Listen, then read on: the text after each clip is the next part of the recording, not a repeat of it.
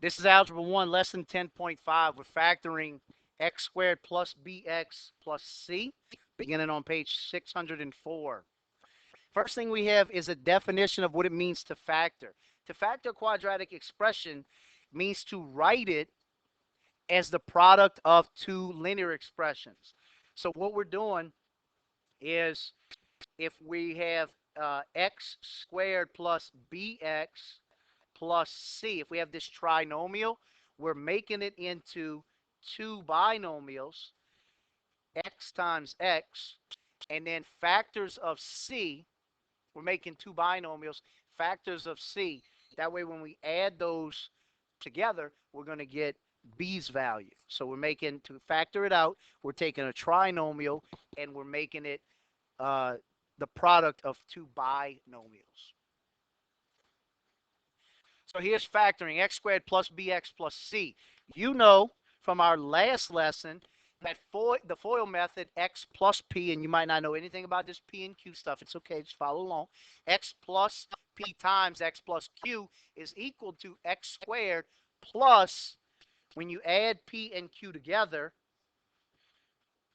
it's going to be p plus q times x, and then when you multiply p and q together, you're going to get c. So adding the two factors is going to give you b's value, and multiplying them is going to give you c's value. That's what all of that says right there. Therefore, if you have x squared plus 6x plus 8, what you want to do is you want to find factors of c.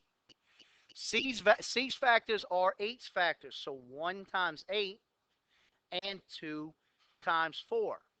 And again, what pair of those, when you combine them, is going to give you b's value 6? It's not 1 and 8. 1 and 8 is either going to give you 9 or it's going to give you 7. It's not going to give you 6. 2 and 4 is either going to give you 6 or it's going to give you 2. Fortunately, we want b's value in this case to be 6. Therefore, we use 2 and 4. So x plus 4 and x plus 2. What that means is that for b's value, 4 plus 2 is 6. Plus is the key there. And for c's value, 4 times 2 is 8. Again, times is the key there. So b's value, you're combining them. C's value, you're multiplying them.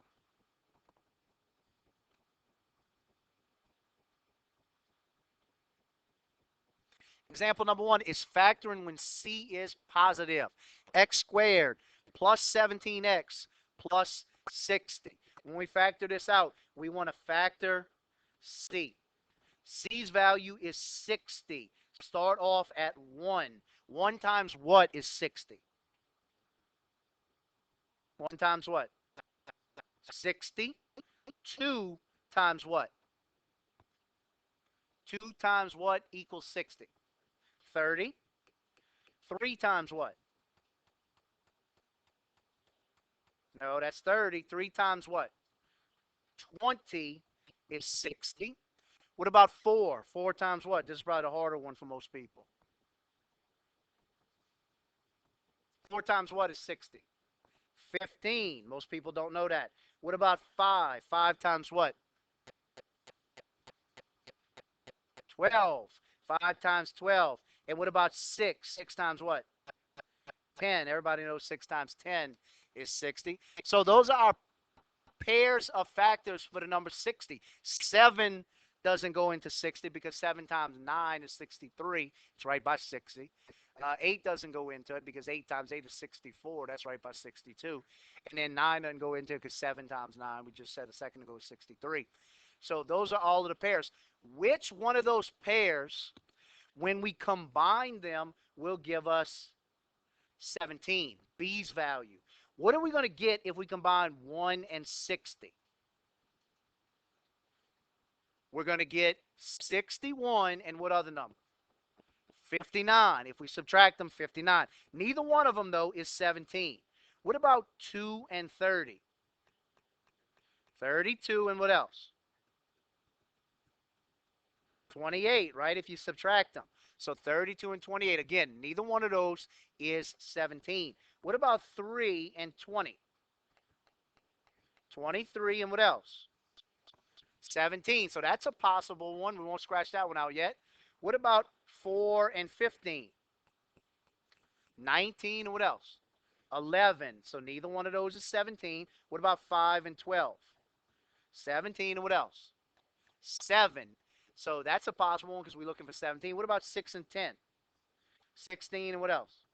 4. Again, neither one of those. So we have two possibilities. We got 3 and 20, and all of these are factors of 60. 3 and 20, and we got 5 and 12. Which one of those pairs, when we combine them, is going to get us to 17? Both of them combine to 17, but now we got to look at the signs that go with them. Let's leave it right there. We got to go look at the signs that go with them. This sign that is in front of C right here, it tells us two things about a problem. The first thing it tells us is if we got to add the numbers or subtract them. So it says plus. Which one do you think we got to do? Add them or subtract them? Add them. So if that's the case, 3 and 20 is out because you have to subtract 3 and 20 to get to the number 17. The other thing it tells us is, are the signs the same sign or are they different signs? If it's plus, then they're the same. If it's negative, that means they're different. So the signs are going to be the same, and they have to add together to get what we're doing. So when we make two separate sets of parentheses for this, in order to get to x squared, we're going to multiply x times x. We're going to use those numbers 5 and 12 because those are factors of 60 that when you add them up, they give you 17. A second ago, we said that that plus in front of 60 said that the signs are the same sign. Therefore, we look to the sign that is in front of B. It says plus. Since it says plus and they're the same sign, that's the sign that goes in between x plus 5, x plus 12. That's how you factor x squared plus 17x plus 60. What this says is because B and C are positive, both P and Q must be positive. You need to find two numbers whose sum is 17 and whose product is 60. We did that. We looked through our factors of 60, and then the ones we added together gave us 17.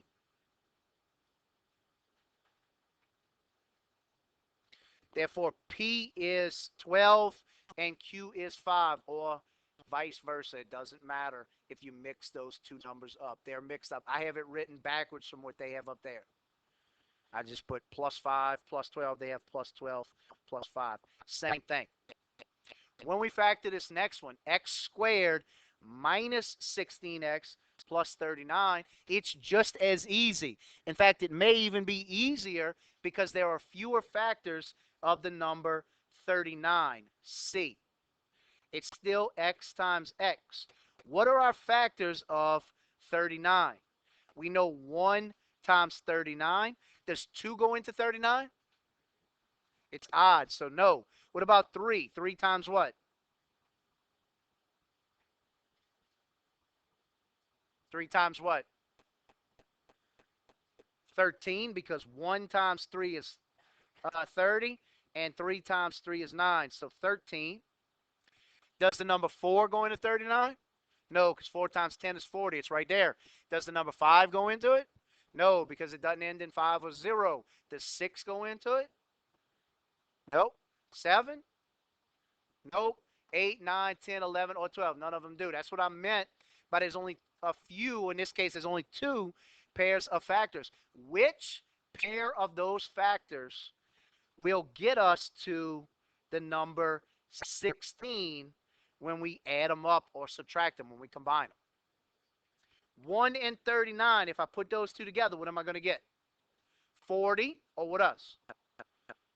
38. Neither one of those is 16. What about 3 and 13? What am I going to get? 16, or what else? or 10, right? So 16 is the number we want. So we're going to put in the numbers 3 and 13.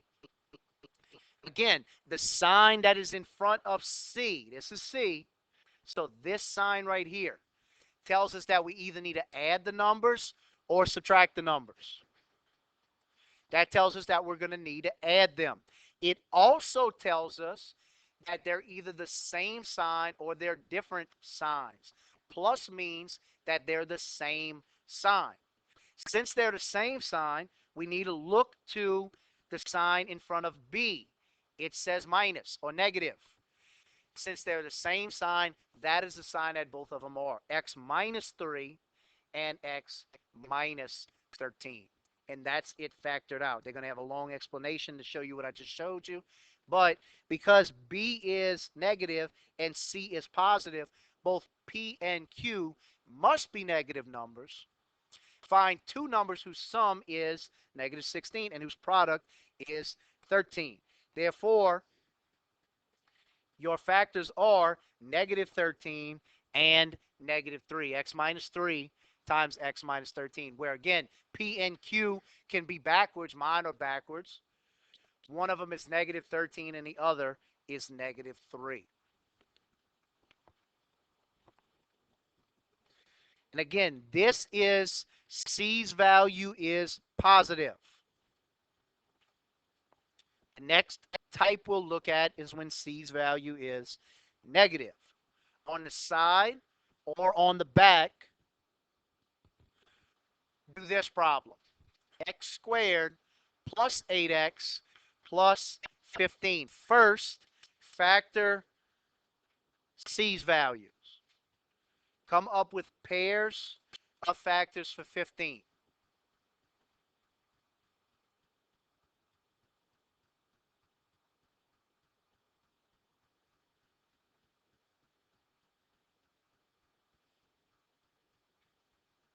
Two doesn't go into it because it's not even. 3 multiplies by something. 3 multiplies by what? Which pair, when you combine them, will give you these values?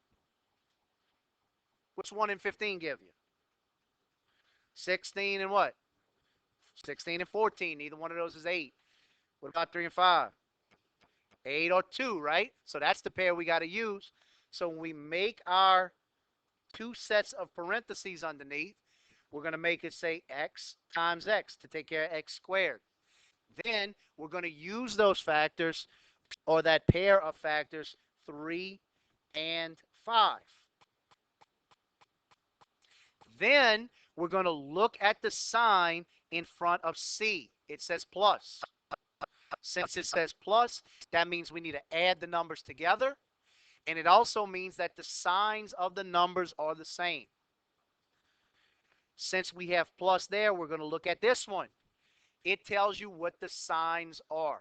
That means they're both plus. Plus 3 and plus 5. This is factored out. X plus 3 times x plus 5. Do the next one right below it or right beside it. Factor this one. X squared minus 9x plus 20. Take about 45 seconds on that one.